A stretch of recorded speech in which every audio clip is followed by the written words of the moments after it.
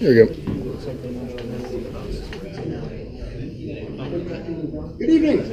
Good evening. Hope you guys are fed now, satiated. My name's Nader, and I look for work sometimes over the last 20 or so years. I think it was the summer I originally came up with the idea for this talk, and originally it was going to be storytelling. Bad times, good times, feedback. And I decided I would actually change that up a little bit. So this is what you guys are going to get. So over the last 20 years or so, I've interviewed, hired, and not hired people for a number of different companies. I'm not an HR person. I'm a software engineer. But the very first time I was brought in to be part of an interview process to bring somebody in, I was tasked with hiring my own boss and hiring my own creative director at an agency in New York back in '99. It was tough. I felt out of place. I felt like our process was a little fucked up. And the one person I said, don't hire for any reason, got the job. I was then tasked 6 months later with firing him. So looking for work sucks, right? Everybody knows it. That's a universal thing. We would do it all the time for fun if that wasn't the case. So, you know, I know that this meetup always has a mixed bag of attendees, people who our recruiters sometimes attend, and we always welcome that.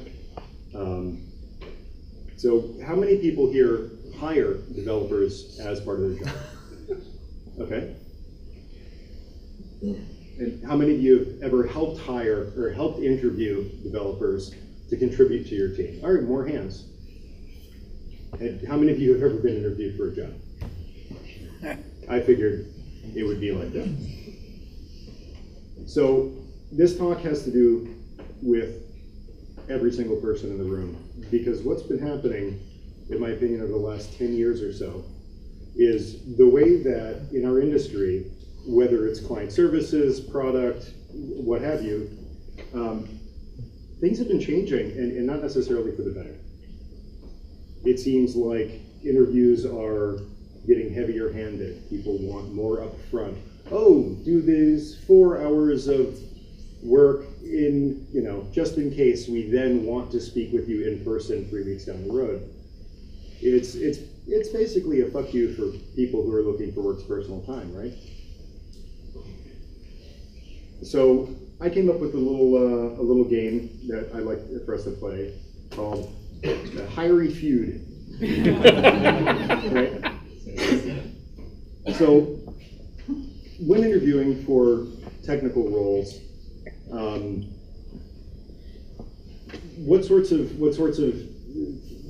hoops do we have to jump through? Is it programming challenges? Okay. And anything else? Trivial Pursuit. Trivial Pursuit. Remembering algorithms from college. That's a good one. Yeah.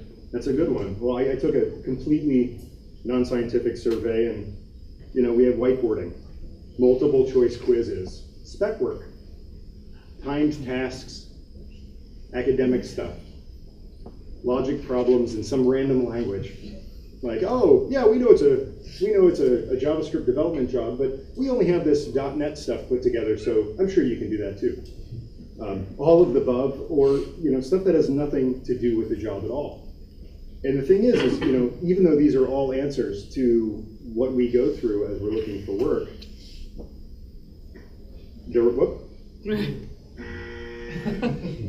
they're all wrong answers. So somewhere, somebody made a mistake. Somehow we went from a process that involved getting to know a person, understanding if they're a fit, establishing whether or not they're smart and can do the job, into something akin to getting into grad school. Something I skipped. Hell, I skipped college. And the thing about that is, I also dropped out of high school, but that's a whole other talk. The thing is it's all partially our fault. It's not the fault of the people who are doing the hiring. It's not the fault of the recruiters or the hiring managers, because they are getting away with whatever they can get away with. In recruiting, the turnover rate is insane. I have relationships with people going back 10, 15 years who work in that industry and who still do it. And they're the old school, where they look at the relationship between a candidate and a job and understand what the commodity is, and that's the person, that's the talent. The job isn't the commodity. They're not looking to fill a seat with whoever the fuck they can put in it. They find people, develop a relationship, and then find a seat for them. So what do we want, but what do we need this experience to be like for us, right? We're talking about all of our futures. It doesn't matter where we are in our career. Unless we are ready to retire from our current job, this is all of our futures on both sides of the equation. So when it comes down to needs, it's about protecting our future, having a humane experience.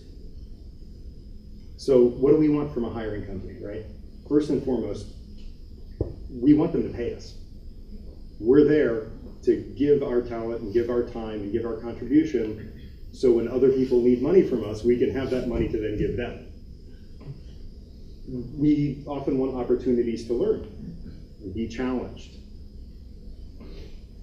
Good employers give us a reason to get up in the morning instead of watching TV in bed and drinking coffee like it's Sunday. And we want from a hiring company anything that they can do to help improve our quality of life. Because without that, there's no point in working for them, right? It becomes an unbalanced equation. So we also need to ask ourselves what we want for the interview process itself. What is it that we want to be assessed on? Do we want to be assessed on our attitudes? How do we assess other people? When it comes to coworkers, when you get an opinion about, oh, that person is smart, that guy's a dumbass, whatever, right? So our ability to learn quickly. These are things that we sell ourselves with. Our Protestant work ethic, if we have one. Don't know when to turn off the day, drink too much coffee, 90-hour weeks, 120-hour weeks. We also want to be assessed on our ability to do the job. Not necessarily know the intricacies of some framework that's going to be obsolete in 6 months that they may or may not even use. And also our ability to enjoy doing the job, right? You can find an incredibly competent person who has a shitty attitude and really might not have fun, and figuring out where that fit is for, spending 40 plus hours a week with people, how's everybody going to enjoy themselves? So what can we do to make all of this better, right? So this talk isn't about how to get a job or how to get hired or any of that stuff. It's what to demand of a job interview. So we can do everything to make this better. So this is a call to arms. Wait, that's not right. That's better. This is a call to arms because we can do everything. Before an interview, when we had that initial screen, once we've applied, we decided that we're qualified. That's why we applied for the job in the first place.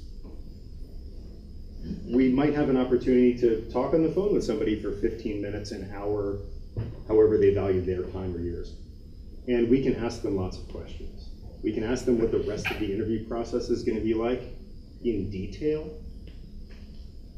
We can look them up on Glassdoor and find out what other people's experience have been like and ask them to address some of those things that you find. We can ask them about their timetable, be really clear about ours. We don't need to be honest about our timetable, but to create a sense of urgency on their end. We can ask about employee retention, management history, all of that stuff, and just get as much information as we can. And then regardless of whatever the answers to those questions are in that pre-screen, still proceed. And then study up, right? Job descriptions oftentimes have like 5 different frameworks and 4 languages, and like, oh yeah, you also need to be a member of IXDA for 19 years, even though the organization hasn't been around that long, and all of this other stuff. And during that pre-screen, we can filter out a lot of these bullshit requirements that are put on, because everybody wants a Superman, and everybody wants to pay a Superman half of what you want to make or need to make for a living, right? So studying up isn't a specific path, but it's really about just preparing yourself to show them, regardless of what their process is, that you know your shit. During the interview, the key is, in order to create a good interview experience for yourself, honestly, who cares if they're miserable? Because if you're miserable, why are you going to want the job anyway, right? So standing your ground with questions. How many times have you been in an interview and they're like, oh, you want me to show you how to sort an array on a whiteboard? Well, you can ask them, like, have you ever really found that exercises like this demonstrate anything of value? Right? Most folks, if they're coming out of school, they have school and academic stuff that they're bringing to the table. If they are a few years into their career and they're mid-level or whatever that's considered these days, they have work experience and stories that they can speak to at that capacity. If they're further along in their career, they have more stories and more work experience and more relationships and references. It's their job to do the due diligence to call your references. They can do the work to determine whether or not you are a good candidate and your resume isn't full of lies. It's not up to us to prove that, because trust is a two-way street. And when they load all of this stuff on us, we're feeling the brunt, and there's no investment on that. Oftentimes, I've had this happen a few times where they want you to build something over a couple of hours with random framework or whatever it is, or do live coding in front of you and take notes. So when presented with stuff like this, I'll ask whomever's interviewing me, you guys regularly do things like this as a part of how you work? Like, that's brutal. Nobody does that. That's like a dickish thing to do. That's bad culture. And you can, instead of doing this work, ask them questions like, can you tell me how this helps you assess me? Can you tell me what this has to do with the job? Part of this call to arms is changing the game and not letting hiring managers and not letting recruiters continue to request and demand so much of us up front while giving us nothing in return. So part of that two-way street is asking as many questions. So again, face-to-face, asking people who are interviewing you, hey, tell me about your day. What sucks? Why do I want this job? Why do I want to work with you? Sell me. So a few points to remember. You might be smarter or more experienced than the person interviewing you. It can happen. It can be good or bad. But since everybody works differently, there's always an opportunity to demonstrate your ability to talk about work. We don't write algorithms on a whiteboard unless we need to write algorithms on a whiteboard with 2 other people to figure out some very complex process, right? But you don't do it off the cuff, ever. And you don't do it without collaboration, ever. It's not how people fucking work. And being able to talk about work and use jargon is important. Everybody can fake jargon to a point, but many of you have had conversations with people who are just talking out of their ass, and it becomes apparent, and you can let them do it, and they'll fall on their face, and it's cool, and you can be polite about it. But people will show you that, and candidates will show you that they're ill-equipped for whatever is sort of at hand. You don't need to make them go through, and these folks don't need to make us go through an incredible amount of effort when a 20-minute phone call can oftentimes nip something in the bud. And having an opportunity to teach in an interview is always great. Problem with that is confidence can sometimes be confused with arrogance. You know, the person, we all deal with imposter syndrome. I still deal with it. And the person on the other side of that line or the person on the other side of that table may also have a sweet case of imposter syndrome. What syndrome? Imposter syndrome, where, you know, who am I? What am I doing here? How did I get here? I'm not ready for this. So being yourself, being really clear about what you want and what you need out of the interviewing process and what you need and want out of a job is the best thing that you can do. And the thing is if you have a case of imposter syndrome and you're not feeling incredibly confident, being the most confident version of yourself is usually the best way to go about it, and own it. And that's also okay to not want the job, right? Some jobs suck.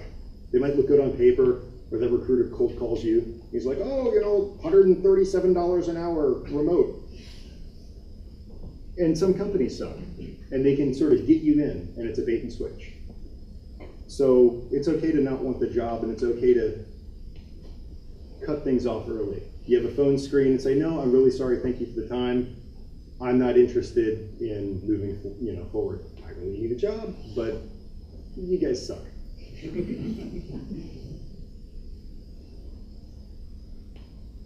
If you don't want a job, Glassdoor, like I said, is invaluable, but only with contributions. So every single interview that I go on, I review and put on Glassdoor. The good ones, the bad ones, the ones that I walk out of halfway through, the ones where I think I nailed it and they're like, oh, sorry, you're overqualified. It's like, I know what the job was. I know what it paid. That's bullshit. But hey, they wanted to waste 3 weeks of my time and 2 face-to-faces and some other things. So, you know, you just learn to respect companies and people a little bit less over time. But if you don't want the job, just move on, because there are tons of other jobs that you also don't want. It comes down to trust being a two-way street. And all of this is demanding trust in this process to be a two-way street. Hiring managers, HR people, they forget this. They think that they're the commodity.